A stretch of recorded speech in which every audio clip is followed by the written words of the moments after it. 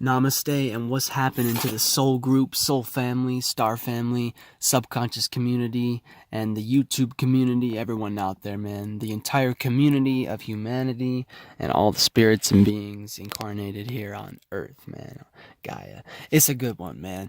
Coming to you, it's Nick here from Full Moon Fallen Astro Topics, coming to you with a short vid here from Mission Viejo, California, checking out the moon here, which is still basically full. If it's not full, then it's just started waning. And this moon has also just entered Scorpio as I'm making this video. So we've got today is March 23rd. Actually, damn, I always make videos right around midnight apparently, because it's like it's either March 22nd or 23rd. I think it's still the 22nd. I don't think it's midnight yet, but it's basically about to be the 23rd. It's all good, man. We're looking good. Hey, it's my dad's birthday, man. It's a good time, man. So like I said, it's about midnight here, so the moon just ascended a while ago. The sun went down a few hours ago. So she's right here in 2 degrees Scorpio right now. So we basically just had our spring, our vernal equinox the other day when the sun entered Aries, which was just a few days ago. And we had the full moon in Libra right around then as well. I'll tell you, for me, it was crazy, man. But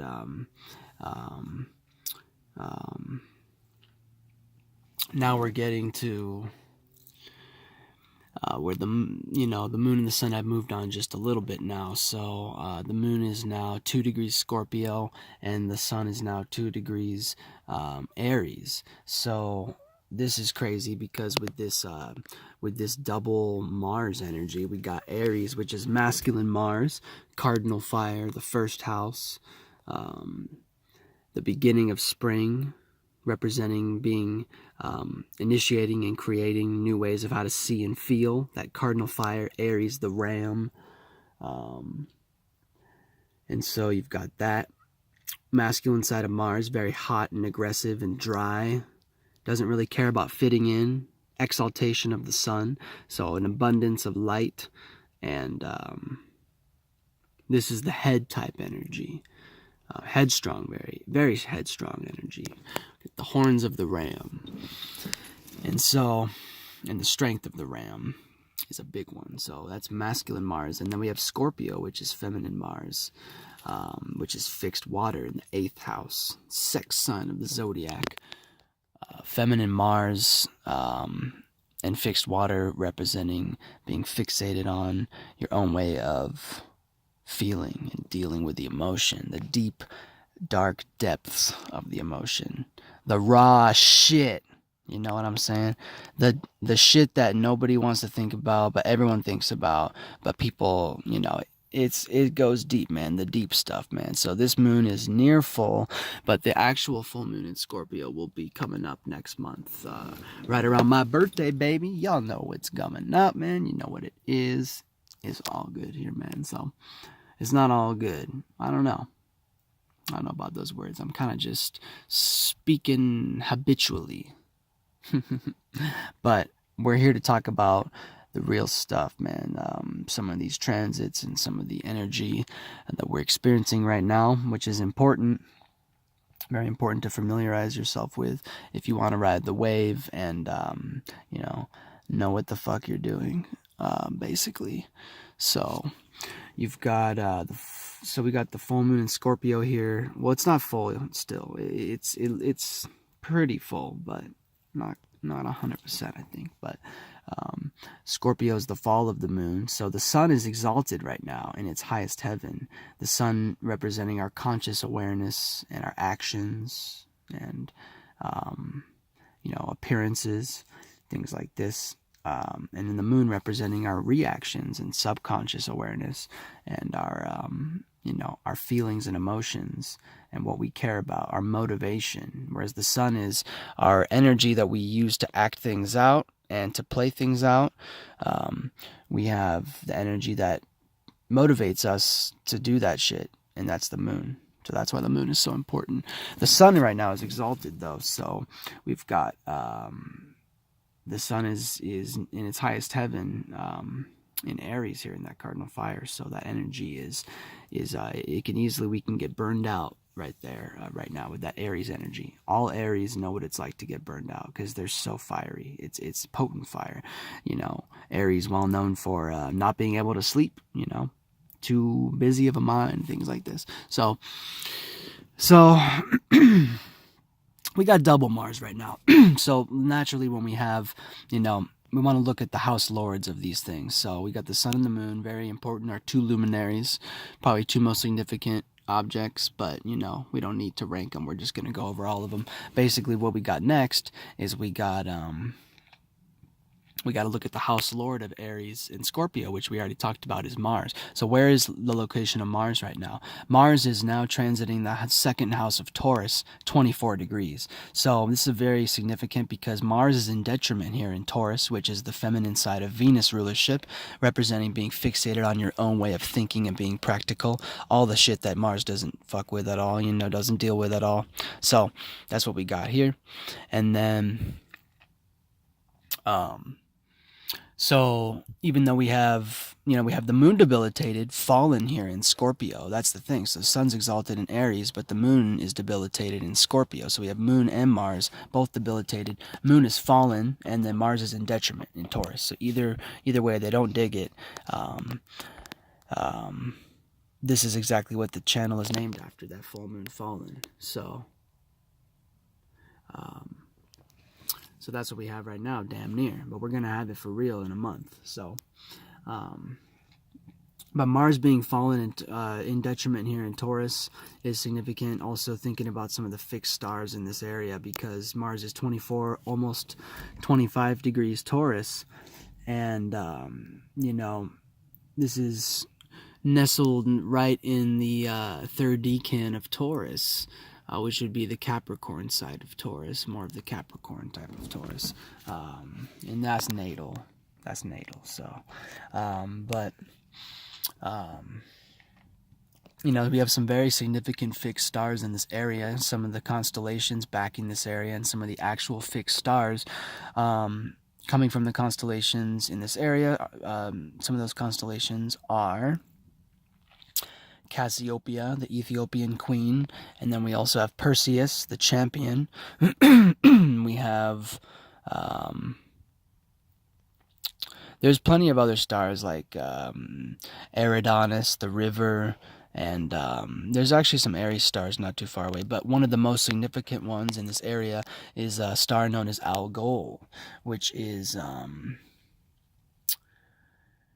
known as the demon star, and the classification of that star is Beta Perseus. So it's the beta star of Perseus. But what that star actually represents is the Gorgon Medusa's head, who was the Gorgon Medusa, who was slain by Perseus the champion, and then he used the Gorgon Medusa's head, aka the fixed star Algol.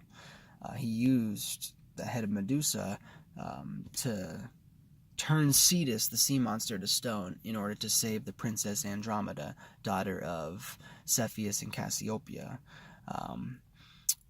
He wanted to save her and then marry her. He married her too. So there's that story. And so Algol is known as the demon star because it has the ability to turn a motherfucker to stone. So actually this star's name is basically the root of the word alcohol too. Algol, alcohol. That's it's the same root. So it's dealing with that lower vibrational demonic spirit, which can come and possess you through the use of alcohol in excess and in the wrong ways, and at particular times, such as this time right now.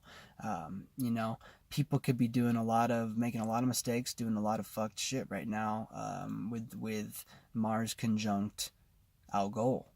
It's not quite there yet, but Algol is said to have a very, very wide significance. So, it's only a few degrees away from the actual location of Algol. So it's really already experiencing that energy, even though it's a few degrees away. So, just be aware of that with all this heavy Mars energy we have going on with the sun and our moon, with our conscious awareness actions, and then our subconscious awareness reactions, things like this. So, Important to note. But then, Mars here in Taurus is actually squaring Venus almost by a degree here in Aquarius. She's 25 degrees Aquarius. So Mars will be on 25 degrees Taurus soon. But either way, they're basically exactly 90 degrees off from each other. So Aquarius being the 11th house, fixed air, representing, being fixated on your own way of thinking and communicating, right? So it's crazy, man. The farther they go within, the farther they go out. It's crazy, man. That's the Aquarius energy, that fixed air, tornado type shit.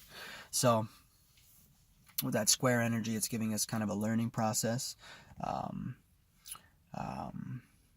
But then also, Venus technically would be, in a very, very, very weak sextile with the Sun in Aries, which is cool. But also she's sextiling Jupiter right now, almost perfectly, only a few degrees off. Jupiter's 23 degrees Sagittarius still. Location of the fixed star Ras Al Hag, which is Alpha Ophiuchus, the 13th sign. If you didn't know, nah, I'm just cracking fun. But hey, man, I'll have to make a video about that soon. But it's about to be conjunct some of the stars from the constellation Scorpio, some in the stinger of the Scorpion. So in that whole third decan of Sagittarius near the galactic center, basically right next to the galactic center, we have the fixed stars such as the ones in the stinger of the Scorpion, and the ones in the head of Ophiuchus, and the head of the dragon of Draco. A lot of big, powerful fixed stars, in the jaw of the dragon, and many in the Scorpion and other things. This is all in the Sagittarius energy playing out, which is the 9th house, Jupiter, masculine side of Jupiter rulership here, representing being mutable and adaptable to your own and others' ways of seeing and feeling with that 9th house Sagittarius mutable fire energy. So that's the orange flame that you can't control. It's like a wildfire, man. Aries is the spark. It's the explosion, the explosion of the volcano. And then Sagittarius is the wildfire. And then Leo is... In this analogy, it's kind of hard to put Leo in there. So let's just keep it there, because we're only interested. We don't need Leo right now, because nobody's in Leo. Nobody's in that whole middle area right now. Moon already made it through there, so... So we have the moon now is technically squaring Venus, as well as Mars too, or it's actually opposing Mars, but it's very weak because they're not, the degrees are off. They're in opposite ends of the signs, but technically that aspect would be called an opposition, aka a 180 degree angle. So another thing I really want to talk about in this video, let me make sure I get over the rest of the aspects real quick before I get into that, but I'm going to talk more about those significant aspects. But here we have we also have Mercury, which represents our thinking and communication, still in retrograde, so giving us that element of past, maybe even future, in our thinking and communicating. It's fallen and in detriment, severely debilitated here, and in conjunction, almost perfected on the same degree, literally 1 degree off as I'm making this video, in Pisces. So it's the 12th house, representing mutable water, which is being mutable and adaptable to your own and others' ways of feeling and dealing with the emotion. So that's the Pisces energy, the feminine side of Jupiter rulership, and they're square Jupiter right now, giving us that learning process, that 90 degree angle, and Jupiter representing our higher knowledge and wisdom and abundance and things like this, the wise uncle, that kind of energy. So we have Mercury is severely debilitated, but Neptune's here in its co-rulership, loves being in Pisces, so Neptune digs that, giving us that extra layer of illusion to our creative imagination, illusion, all that sort of crazy stuff that Pisces deals with, man. Mutable water, man. So, all of them are technically in a sextile, which is a 60 degree angle, aka an opportunity, to have sex. Not necessarily, but just for my left brain homies out there. But sextile giving us an opportunity here with everyone that's in Capricorn and Taurus, which is Mars. But Oh, and they're actually trining the moon now. So Neptune and Mercury are trining the moon, giving us in a few hours, in like a day or so, the moon will be giving us, a perfected trine, which will be cool, which will be a 120-degree angle between those energies, giving us a gift, a really, really straight line of energy flowing together. So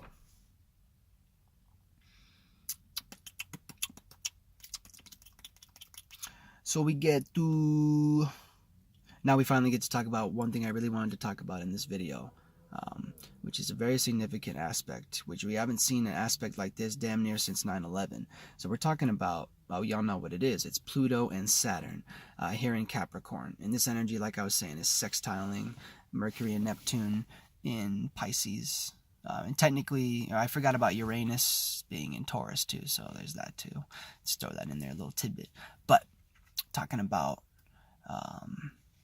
Saturn representing our stability and structure and boundaries and restrictions, things like this in our life, very left brain type of energy. In its feminine rulership of Capricorn, which is the 10th house, cardinal earth energy, initiating and creating new ways of thinking and being practical, drawing up blueprints like a motherfucker. You know what I'm saying? So you got Pluto adding that layer of deep, dark transformation to this energy. So this is the type of energy. Saturn and Pluto were forming an opposition. They were 180 degrees apart, directly opposite each other in the path of the 360-degree zodiac wheel on the events of 9/11, which we know was a very powerful transformation of our structures and the way that the boundaries and restrictions that our society puts on us, and basically changed everything. It was very profound, significant here in America at least, and as well globally. But definitely here in America, where I'm making this video from. And so now we're going to have something far more powerful than an opposition in many ways, a friggin' conjunction. They're only 3 degrees apart. Saturn's about 19 degrees Capricorn right now. Pluto's 22, about to go on to 23 degrees Capricorn pretty soon. So they're going to be conjunct soon, man. Their energies will merge, and we might see some crazy shit going down. I've been sitting back, and I can't help but theorize on some shit, man. It could be false flags. There could be all sorts of things, all sorts of crazy stuff, man. People who really know what's going on, they're the ones who have all the power. And then, so that's why I want to know what's going on, and I want you all to as well. That's why you're tuning into this video. So I hope that you're digging it, hope that it's making some sense, and I hope that you find it worthwhile and you can follow me in some way. And, we're nearing the end of this video here. Oh yeah, also the moon is sextiling these two. We were just talking about Saturn and Pluto as well. So also some of the fixed stars in that area where Saturn and Pluto are would be Sagittarius stars in the Sagittarius constellation, but also some stars from other constellations like Peacock. That's a fun one. Alpha Peacock is about 23, 24 degrees Capricorn right now, which is really fun. So this might be a really, really interesting and fun Saturn-Pluto conjunction. And then I think one of them's going retrograde. Definitely one, if not both of them, are going retrograde this year in the next, 6 months or so. So they might be hanging around there for a while. They're both going to be there like the whole damn year. So get used to that. That's powerful, man. This is a powerful time, man. This time, there hasn't been a time like this in many, many years, man. I think it takes Pluto about 90 years to travel the zodiac, if I'm not mistaken. It takes Saturn 30 years. So, damn, man. Probably hasn't happened in a century or two. Who knows, man. Gotta keep an eye on these cats out here, man. So I hope, yeah, man, let's see. Did we go over what we needed to go over? Let's check out the moon again. Yeah, baby. Much love to the soul group out there, subconscious community, star family, soul family, anyone tuning into this video. Thanks for tuning in, man. Leave me your comments below and let me know what you think. Hopefully it's a little beneficial. I'm still pretty new. This channel's still pretty new and everything, so I want to start putting up, I want to do some more video series soon. I'm just waiting for,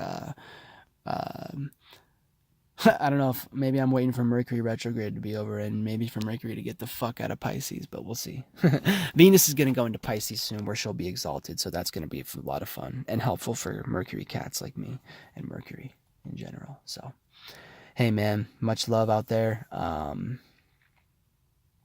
It's a really crazy good time. Don't get washed up. You know, you want to ride the wave and understand the energies we're working with here. Don't get washed up here and taken advantage of. I've been enjoying it myself. With the moon in Scorpio, a lot of times we really want to sit back and go within. Profound time for meditation and transformation from within of the self and many different aspects of, the soul, basically. This is soul transformation time. That's what this channel is all about. Baby, baby, baby. Namaste.